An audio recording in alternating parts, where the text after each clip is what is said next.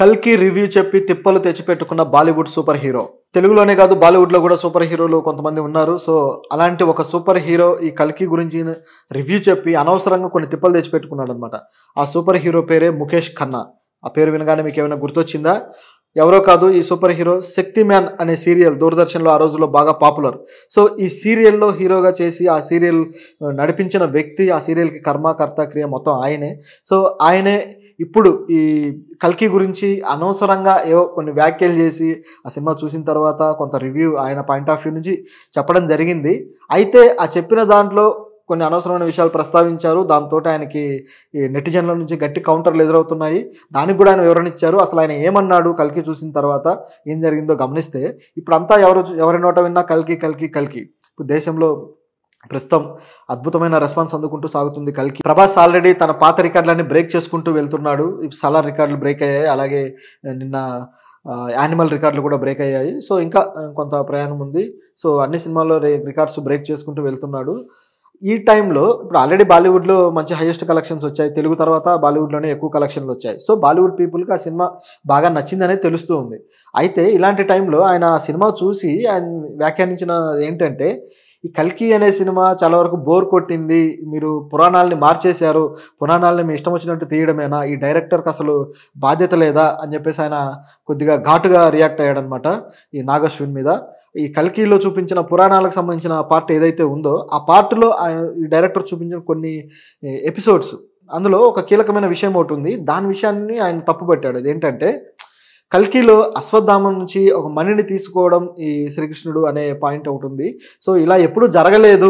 నిజానికి ద్రౌపది తన 5గురు పిల్లల్ని కోల్పోయిన తరువాత ద్రౌపది ఆదేశాల మేరకు ఇలాంటి చర్య ఒకటి జరుగుతుంది అశ్వత్థామ మీద, ఆయన నుంచి మణిని తీసుకోవడం అనేది. అంతేగాని మీరు ఈ చాప్టర్‌ని మార్చేసి మీ ఇష్టానుసారం పెడితే ఎలాగా అంటూ ముఖేష్ ఖన్నా గారు వ్యాఖ్యానించడం జరిగింది. సో, ఆయన తప్పుపట్టడం అనేది పురాణాల ప్రకారం అది నిజమే.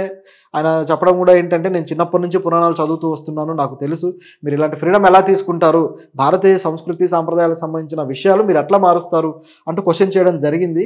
ఓకే, సినిమాటిక్ లిబర్టీలో భాగంగా వీళ్ళు తీసుకోవడం అనేది జరిగింది. కానీ సినిమా అంటేనే అది ఎంతో కొంత లిబర్టీ తీసుకుంటేనే అక్కడ కథ కంటెంట్ వస్తుంది, కథ తయారవుతుంది. సో, మన దగ్గర తీసిన అనేక పౌరాణిక సినిమాల్లో కూడా ఇలాంటి తేడాలున్నాయి. ఇలాంటి చేంజెస్ చేసుకుంటూ వెళ్ళిన సందర్భాలు అనేకం ఉన్నాయి. సో, మన దగ్గర మామూలు విషయమే నిజం చెప్పాలంటే. అయితే ఆయన ఎందుకో తప్పుపట్టాలనిపించింది. బహుశా ఆయనకు ఒకవేళ ఇలాంటి ఒక 'కల్కి' అనే ఒక సూపర్ యూనివర్స్ మీద ఆయనకు నెగెటివ్ అభిప్రాయం ఎందుకుందో తెలీదు గానీ, ఆయన కూడా ఒక సూపర్ హీరో పాత్ర చేసిన వ్యక్తే. మరి ఎందుకు ఇలాంటి అభిప్రాయం ఏర్పరచుకున్నాడో తెలీదు. అయితే ఈ వ్యాఖ్యల తర్వాత దీంట్లో కంటిన్యూగా ఆయన ఏమన్నాడంటే, అసలు ఈ సినిమా ఈ బీహార్, ఒరిస్సా ఇక్కడి ఆడియన్స్‌కి అసలు ఏమాత్రము అలరించదు, వాళ్ళకి ఏమాత్రం నచ్చదు అని చెప్పేసి వ్యాఖ్యానించాడంట.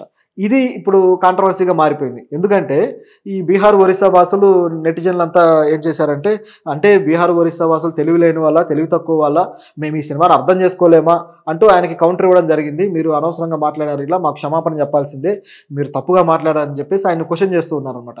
అందరూ గట్టిగా క్వెషన్ చేస్తుండడంతో ఇంకా ఆయనకు తప్పలేదు, వివరణ ఇవ్వాల్సిన పరిస్థితి ఏర్పడింది. ఇప్పుడు ఆయన వివరణ ఏమిచ్చారంటే, నేనేమి ఒరిస్సా వాసులు, బీహార్ వాసులను తెలివి తక్కువ వాళ్ళు అనలేదు. ఆ విధంగా నాకు అలాంటి అభిప్రాయమే లేదు. ఎందుకంటే నేను కూడా ఒరిస్సా వాడినే. నాకు ఆ సినిమా బాగానే అర్థమైంది. సో, నాకు అర్థం కాలేనంత మూర్ఖుని కాదు కదా నేను. నాలాగే మిగతా వాళ్ళు కూడా. సో, నేను ఆ ఉద్దేశంతో అనలేదు. నిజానికి నేను, నా స్టాఫ్ అంతా కలిసి నేను సినిమా చూసాము. వాళ్ళు బీహార్, ఒరిస్సా వాళ్ళే నా దగ్గర పనిచేసేవాళ్ళు. వాళ్ళు సగం మంది నిద్రపోయారు, సగం మంది ఆ సినిమా మీద ఇంట్రెస్టే పెట్టలేదు. సో, నేను దాన్ని అంచనా వేసుకొని ఇది చెబుతున్నాను అంటూ ఆయన చెప్పడం జరిగింది. సో, ఆయన స్టాఫ్‌కు మాత్రం అర్థం కాలేదు, ఆయనకు మాత్రం అర్థమైంది. ఇద్దరు బీహార్, ఒరిస్సా వాళ్ళే. అంటే అసలు ఆయన ఏం చెప్పదలుచుకున్నాడో అర్థం కాకుండా పోయిందనమాట. సో, ఇప్పుడు అందరూ 100 రకాలుగా ఉంటారు ఆడియన్స్ కూడా. కొంతమందికి నచ్చుతుంది, కొంతమందికి నచ్చదు. కొంతమందికి కొన్ని ఎలిమెంట్సే నచ్చుతాయి, యాక్షన్ సీక్వెన్సే నచ్చొచ్చు. కొంతమందికి పౌరాణిక పాత్రలు ఆ పార్ట్ నచ్చొచ్చు. సో, చెప్పలేము ఇప్పుడు ఎవరి టేస్ట్ ఎలా ఉంటుందో చెప్పలేము.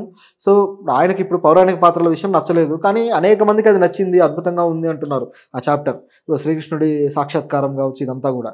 సో, ఎవరికి ఏది నచ్చుతుందో చెప్పలేము. కానీ ఈయన వ్యాఖ్యలు అనేవి, నేను ఇక ఎవరికి క్షమాపణ చెప్పాల్సిన అవసరం లేదు, నేను కరెక్ట్‌గానే మాట్లాడాను. ఒరిస్సా వాసులంటే నాకు గౌరవమే. ఎందుకంటే నేను అక్కడి వాడిని. పూరి జగన్నాథుడిని నేను ఎప్పుడూ దర్శించుకుంటూ ఉంటాను. అలాగే బీహార్‌కి గూడా అప్పుడప్పుడు నేను క్యాంపెయినింగ్స్ కోసం అలా వెళ్తూ ఉంటానని వ్యాఖ్యానించడం జరిగింది. సో, నిజమే, ఎందుకంటే ఈయన సినిమా ఇండస్ట్రీలో చాలా యాక్టివ్‌గా ఉండే పర్సన్.